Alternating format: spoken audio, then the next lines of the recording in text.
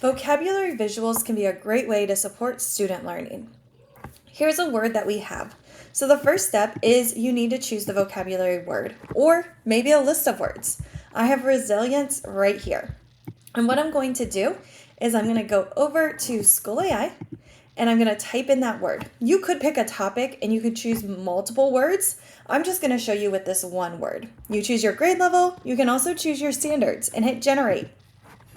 Once you generate, it's going to create that vocabulary word right here. And what I love is it provides that definition for students. So they first might read this, then I might have my students turn and talk. And I want them to really try to explain what an image of this word might look like. So they're going to turn and talk to a partner for about 30 seconds. Then my students are going to think of a prompt that they could use to generate that image. So they can type right here what they would want their prompt to be.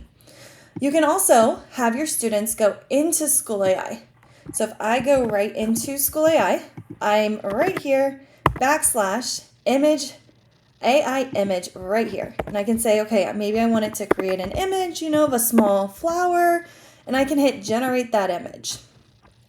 Give it just a few moments. And once that happens, students can look at this image.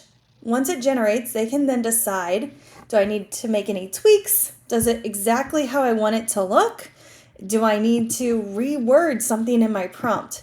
They can also come in and choose their image style and hit regenerate.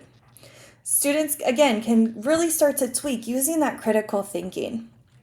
Once they do that, students can then justify. They can explain why this image goes along with what they chose. Maybe that's the one I really like. I can hit insert. It gets added to my list. Let's go ahead and just make it a little bit smaller. And then maybe down here, I want them to justify, right? I really want them to think about the flower doesn't give up, right? It just keeps on growing even when things are hard, just like resilience.